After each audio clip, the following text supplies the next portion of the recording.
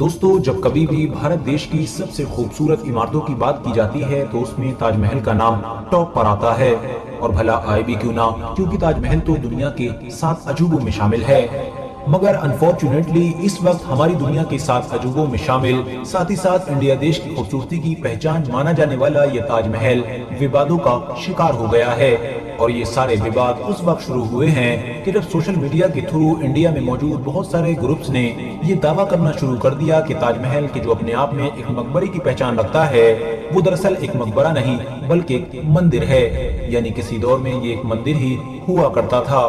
بعد میں اس کو توڑ کر ہی یہاں پر تاج محل بنایا گیا ہے۔ اتنا ہی نہیں دوستو، نیوز چینلز اور سوشل میڈیا کے تھرو اٹھنے والا یہ وواد اب اتنا زیادہ بڑھ چکا ہے کہ اب اس وواد کا کیس سیدھے طور پر الہ آباد ہائی کورٹ میں بھی پہنچ چکا ہے۔ ساتھ ہی ساتھ ہم تاج محل کے ان 20 سے 22 سیکریٹ یعنی خفیہ کمروں کے بارے میں بھی جانیں گے کہ جن کو لے کر اس وقت سب سے زیادہ چرچائیں ہیں، اور جن کے بارے میں ہی یہ مانگ کی جا رہی ہے کہ ان سیکریٹ یعنی خفیہ دروازوں کو جلد سے جلد کھولا جائے، کیونکہ ہو نہ ہو تاج محل کے اتہاس کے بہت سارے راز انہی 20 سے 22 کمروں میں چھپے ہوئے ہیں کہ جن کو اتہاس میں پہلے کبھی بھی کھولا ہی نہیں گیا ہے۔ دوستو، شاہجہاں نے اپنی پیاری بیوی ممتاز محل کے لیے یہ خوبصورت عمارت 1632 میں بنوانا شروع کی تھی، اور آخرکار 20 سال کے بعد 1653 میں جا کر یہ عمارت کمپلیٹ ہو گئی تھی، اور ان 20 سالوں میں تاج محل کو بنانے کے لیے تقریباً 22,000 مزدوروں نے لگاتار کام کیا تھا۔ 1,000 سے زیادہ ہاتھیوں کو تاج محل کا مٹیریل ڈھونے کے لیے کام بھی دیا گیا تھا۔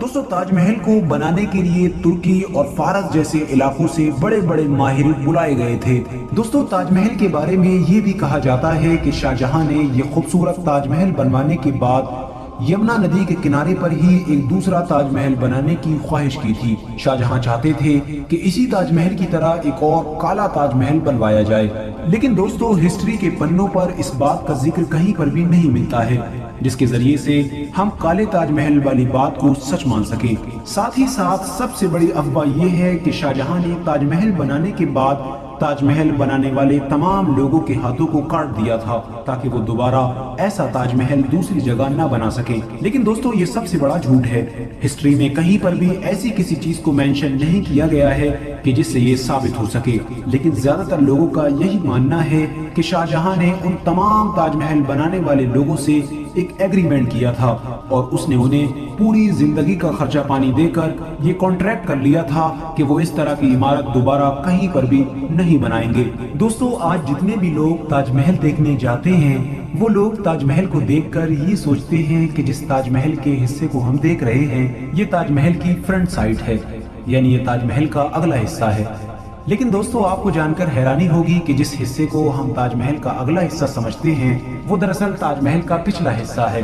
اور تاج محل کا اگلا حصہ یمنا ندی کی طرف ہے، اور ظاہر ہے کہ تاج محل کے اگلے حصے کی طرف سے جانا آج کے دور میں کسی کے لیے بھی ممکن نہیں ہے۔ دوستو وجہ یہ ہے کہ شاہجہاں کے دور میں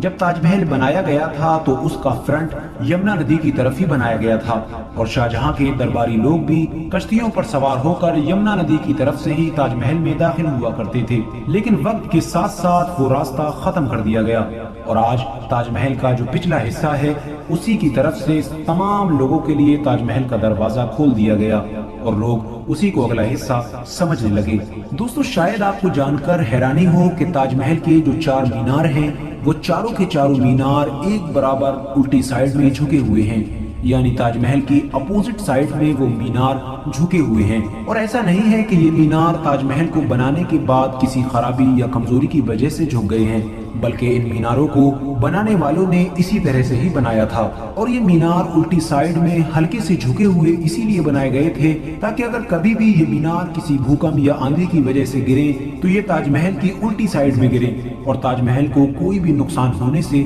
بچایا جا سکے۔ فرینڈز، اگر آپ سے پوچھا جائے کہ انڈیا میں سب سے لمبی یعنی سب سے اونچی عمارت کون سی ہے تو ضرور آپ کا جواب ہوگا قطب مینار، لیکن آپ کو حیرانی ہوگی کہ تاج محل کی جو اونچائی ہے وہ قطب مینار سے بھی زیادہ ہے، اور اس سے بھی بڑھ کر بات یہ کہ سنگ مرمر سے تیار خوبصورت اور مضبوط عمارت یعنی تاج محل کی نیو کنی مضبوط پتھروں یا اینٹوں سے نہیں بلکہ لکڑی سے بنوائی گئی تھی، यानी ताजमहल की पूरी इमारत लकड़ी की नींव पर ही खड़ी की गई है। दोस्तों, ताजमहल की बुनियाद में ऐसी लकड़ी का इस्तेमाल किया गया है कि जो लकड़ी पानी के कनेक्शन में आते ही और ज्यादा मजबूत होती चली जाती है। शायद यही वजह है कि शाहजहां ने ताजमहल को यमुना नदी के किनारे ही बनवाया था। वहीं इसके उलट अगर कोई भी लकड़ी पानी से कनेक्शन में आ जाती है तो वो खराब हो जाती है, लेकिन न जाने ऐसी कौन सी लकड़ी थी कि जो पानी के कनेक्शन में आकर और ज्यादा मजबूत होती जा रही है। दोस्तों, जब 1857 में आजादी की जंग शुरू हो गई थी तो अंग्रेजों ने उस जंग में ताजमहल को बहुत ज्यादा नुकसान पहुंचाया था। उन लोगों ने ताजमहल की दीवारों में लगे हुए बड़े बड़े कीमती मोती और हीरो को निकालना शुरू कर दिया था और वो उन तमाम को ताजमहल की दीवारों से निकाल कर ब्रिटेन ले गए थे, जिनको आज तक वापस नहीं लाया जा सका है। दोस्तों, ताजमहल के मेन दरवाजे पर कुरान करीम की आयतों को नुकुंदा किया गया है। साथ ही साथ ताजमहल के अंदर भी अल्लाह ताला के 99 नामों को लिखवाया गया था जो आज तक ताजमहल में लिखे हुए हैं। दोस्तों, जैसा कि मैं आप लोगों को शुरू में भी बता चुका हूं कि इस वक्त ताजमहल को लेकर हमारे देश में माहौल बहुत ज्यादा गर्म है। इस पूरे मामले का केस हाई कोर्ट में भी पहुंच चुका है, इसीलिए अब हर किसी को इंतजार है कि आखिर आगे क्या होने वाला है। बात करें अगर इस पूरे दावे के बैकग्राउंड के बारे में, तो मैं आप लोगों को बताता चलूं कि इस दावे की शुरुआत उस वक्त हुई थी कि जब PNOA के नाम के एक इंसान ने ताजमहल के ऊपर एक किताब लिखी थी, जिस किताब में उस इंसान ने ये दावा किया था कि दरअसल ताजमहल एक मकबरा बनने से पहले एक मंदिर हुआ करता था और उस मंदिर को तोड़ने के बाद ही शाहजहां ने यहाँ पर मकबरा बनवाया था। आपको बताते चलें कि शुरू में इस किताब को लोगों की तरफ से कोई खास अटेंशन नहीं मिला था, मगर फिर बाद में सन 2002 में इसी राइटर ने सुप्रीम कोर्ट में एक अर्जी भी दायर की थी, जिस अर्जी में इस राइटर ने सुप्रीम कोर्ट से ये मांग की थी कि वो जल्द से जल्द ASI को ये ऑर्डर दे कि ASI ताजमहल पर रिसर्च करके और छानबीन करके ये क्लियर करे कि ताजमहल जो अब मकबरा है ये मकबरा बनने से पहले एक मंदिर हुआ करता था, मगर सुप्रीम कोर्ट ने उसकी ये याचिका खारिज कर दी थी। इतना ही नहीं दोस्तों, ASI भी वक्त वक्त पर इस दावे को पूरी तरह से नकारती रही है।